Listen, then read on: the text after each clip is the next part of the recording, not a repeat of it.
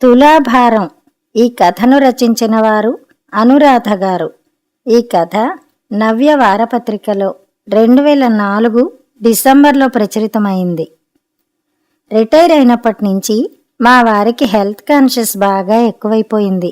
Medical బిల్లులకి, చిన్న పెద్ద సర్జరీలకి ఉండే రీఎంబర్స్మెంట్ సౌకర్యం ఇక ముందు ఉండదు అన్న సంగతి అస్తమాను గుర్తు చేసుకుంటున్నారు.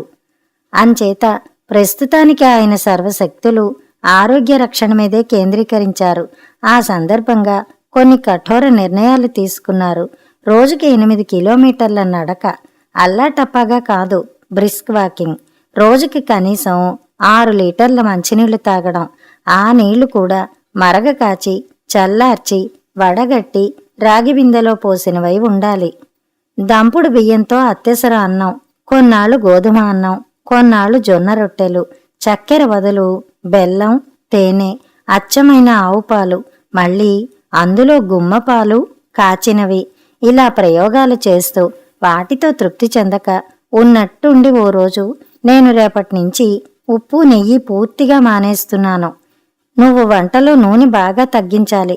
పూటకి 4 చుక్కలు చెవిలోనో కంట్లోనో డ్రాప్స్ వేసుకున్నట్టు అని ప్రకటించారు. అవేమన్నా స్మోకింగు డ్రింకింగునా?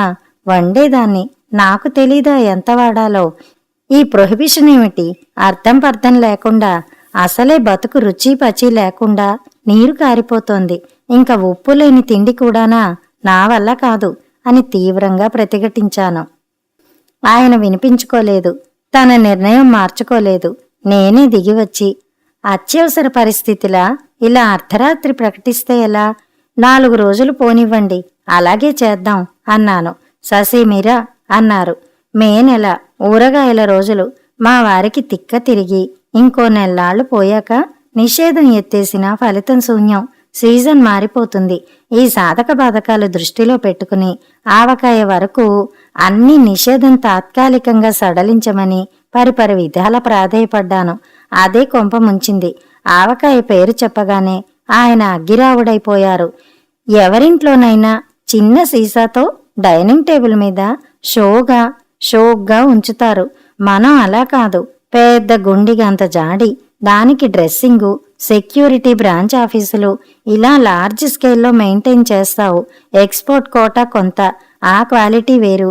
ఆవకాయ మీద ఉన్న శ్రద్ధలో 100వ వంతు మొగుడి ఆరోగ్యం మీద లేదు. ప్రతి దానికి గంటసేపు వాదన. ఈ ధోరణి ఏకధాటిగా 5 నిమిషాలు సాగింది. అక్కడికి నేను ఎంతో శాంతంగా సుహృద్భావ ధోరణిలో నచ్చచెప్పాను. ఇంట్లో ఆవకాయ పెట్టడం మానడం అన్నది మీ ఆరోగ్యానికి, నా శాసనోల్లంఘనకి సంబంధించిన విషయం ఎంత మాత్రం కాదు. తరతరాల మన తెలుగు సంస్కృతికి మచ్చలేని మన కుటుంబ సంప్రదాయం ముడిపడి ఉన్న కీలకాంశం. బంధుమిత్రులతో సత్సంబంధాలు కొనసాగడానికి దోహదపడే సున్నితమైన అంశం. మీరా జోలికి వెళ్ళకండి అని మా వారు నాకేం జవాబు చెప్పలేదు.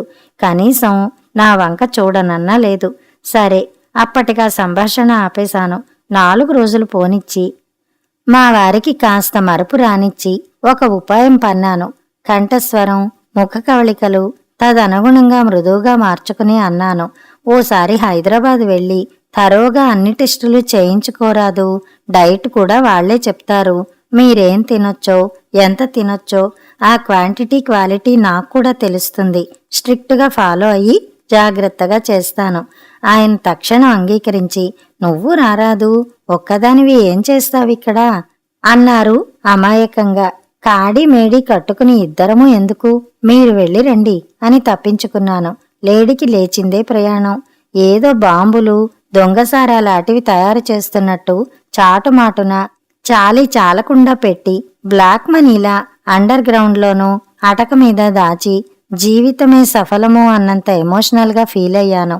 కానీ ఆరోగ్య పరీక్షల నిమిత్తం మా వారిని హైదరాబాద్ పంపడం, కొరివితో తలగొక్కోవడం అవుతుందనుకోలేదు. మా వారు హైదరాబాద్ నుంచి వస్తూ మినీ క్లినిక్ నడిపేందుకు సరిపడా సాధన సామాగ్రి తెచ్చి పడేశారు.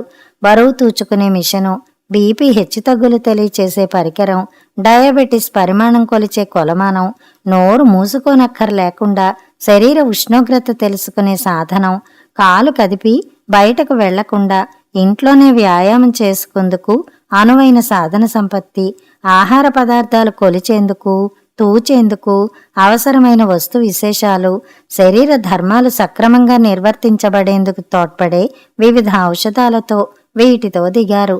ఆరోగ్యాన్ని తెచ్చి నట్టింటో కట్టేశానన్న ధీమాతో ఉన్నారు. ఇక చూసుకోండి, మా ఇంటి స్వరూపమే కాదు, మా జీవన విధానమే మారిపోయింది. పొద్దున్నే పెద్ద రాగి చెంబుడు మంచినీళ్లు గడగడా తాగడంతో మా వారి దినచర్య ప్రారంభమవుతుంది. ఇహ అక్కడి నుంచి అంతా తూకాలు, కొలతలు, లెక్కలు. బ్రేక్ఫాస్ట్ 225 క్యాలరీలు మించి ఉండకూడదు. అలాగే తగ్గించడం కూడా. ఆకలిని బట్టి 3-4 ఇడ్లీలు, లేకపోతే కాస్త ఉప్మా, కాకపోతే 2-3 దోశలు తింటే సరిపోతుంది కదా అంటే, చెప్పినట్టు చెయ్యి, సలహాలివ్వకు అని గర్జించారు. ఎన్ని గ్రాములో తూకం వెయ్యాలి, ఎన్ని క్యాలరీలో లెక్క కట్టాలి, కాఫీ కొలత, మధ్య మధ్య పానీయం సమర్పయామి అన్నట్టు తాగవలసిన నీళ్లు కొలత, వెన్న తీసిన పల్చని మజ్జిగ కొలత, రాగి జావ కొలత. తెల్లారేసరికి ఇవన్నీ తయారు చేసి కొలిచి ఆయనకు అందుబాటులో ఉంచాలి. అక్షరాల పతిదేవుణ్ణి కొలుచుకుని జన్మ సార్థకం చేసుకుంటున్నాను. 75 గ్రాముల బియ్యం జాగ్రత్తగా తూచి ఆయనకి అన్నం వండాలి. రోజుకి 4 చెంచాల నూనె మించకూడదు. రోజుకో రకం గింజలు నానబెట్టి మొలకెత్తించాలి. ఎందుకంటే ఆయన రోజు బీపీ, టెంపరేచరు, బరువు, షుగరు ఇవన్నీ చూసుకుని డైరీలో నోట్ చేసుకుంటారు. ఎందులో ఏమాత్రం తేడా వచ్చినా నాదే జవాబుదారీ. వంటింట్లో త్రాసులు, ఔన్స్ గ్లాసులు, కొలత కప్పులు, ఇవి కాక గోడల నిండా చాటులు. ఏ ఆహార పదార్థాల్లో విటమిన్లు, ఖనిజ లవణాలు, మాంసకృత్తులు, పీచు, పిండి, కొవ్వు పదార్థాలు ఎంతెంత శాతం ఉన్నాయో, ఎన్ని క్యాలరీల విలువ చేస్తాయో తెలిపే పట్టికలు. ఎర్ర సిరాతో ఉన్న పదార్థాలు పూర్తి నిషిద్ధం. ఆకుపచ్చ సిరావి అప్పుడప్పుడు వాడచ్చు. నల్ల సిరావి నిత్యం వాడి తీరాలి. రోజు పొద్దున్నే లేవగానే ఆ రోజు తారీఖు వేసి నేటి సినిమాలో ఆటలు, మోడల్లో నేటి ఆకుకూర, నేటి పండు, కాయ, నేటి గింజలు, నేటి ద్రవాహారం, పాలు, మజ్జిగ, సూపు, జావ, పండ్ల రసం ఇలా రాయాలి. రాత్రి పడుకోబోయే ముందు ఆ రోజంతా నేను తయారు చేసిన ఆహార వివరాలు డైరీలో పూర్తి చేసి సంతకం పెట్టాలి. పుల్కాలు, ఇడ్లీలు, దోశలు, వాటి చుట్టుకొలత, తూకం, ఎన్ని క్యాలరీల విలువో, కూర, సాంబారు, పప్పు, అప్పడాలు అన్నీ ఎన్ని క్యాలరీలో, ఎంత పరిమాణమో నిర్దేశించిన గళ్లలో నింపాలి. నాకు ఏ రోజుకు ఆ రోజు పరీక్ష హాల్లో లెక్కల పేపరో సైన్స్ పేపరో ఆన్సర్ చేస్తున్నట్టు ఉంటోంది, కానీ వంటింట్లో వంట చేస్తున్న భావమే కలగడం లేదు. ఈ ల్యాబొరేటరీ కాపరంలో సైడ్ ఎఫెక్ట్ కూడాను కర్మకాలి. ఈ దెబ్బతో ఇంట్లో మారు విస్తర్ లేకుండా పోయింది. చుట్టం అన్నవాడు గడప తొక్కితే ఒట్టు. మొదట్లో పాపం ఆ వచ్చిన వాళ్ళు మొహమాటపడి, భలేవారే, మళ్ళీ మాకు వేరే వంటెందుకు, మీతో పాటే మేమును, మీ భోజనానికే శుద్ధ సాత్వికాహారం ది బెస్ట్ అనేవారు. తీరా తిందామని కూర్చునేసరికి కప్పుతో అన్నం, పుల్కాలు, ఉందా లేదా అన్నట్టు ఉప్పు వేసిన పప్పు, పలచటి మజ్జిగ, కాకరకాయ, బూడిద గుమ్మడి, దోస, పొట్లకాయ ఇలాంటి కూరలు. ఈ భోజనం చూసి నీరు గారిపోయేవారు.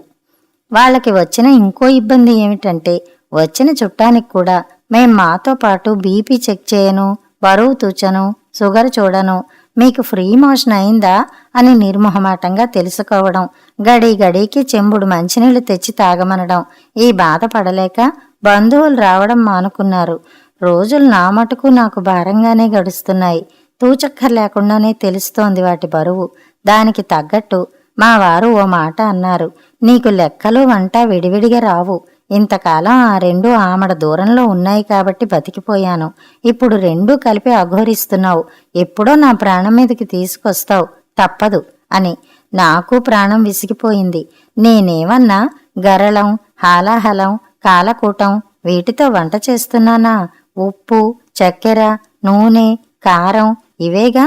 చిటికెడు అటు ఇటు అయితే అంత ప్రాణాంతకమా అని గింజుకున్నాను. చెంచాడు నెయ్యే కదా, చెంచాడు చక్కెరే కదా అంటావు. రోజుకో చెంచా అంటే 120 క్యాలరీలు. అంటే ఏడాదికి 6 కిలోల బరువు పెరుగుతాను. ఉండవలసిన దానికన్నా అదనంగా ఉన్న బరువుకి కిలోకి 1 నెల చొప్పున ఆయుర్దాయం తగ్గిపోతుంది. రోజుకో ఇడ్లీ చొప్పున ఏడాది తింటే 8 కిలోలు పెరుగుతావు. మా వారు టకటకా లెక్కగట్టి చెప్పేస్తున్నారు. నేను కళ్ళు పెద్దవి చేసి చూస్తూ ఉండిపోయాను. 4 యుగాలు ఒక మహాయుగం, కల్పం, కల్పాంతం, ఇలాంటి లెక్కలన్నీ నా బుర్రలో గిర్రున తిరుగుతున్నాయి. మా వారు విశ్వరూపం దాల్చిన విష్ణుమూర్తిలా దర్శనమిస్తున్నారు. కథ సమాప్తం.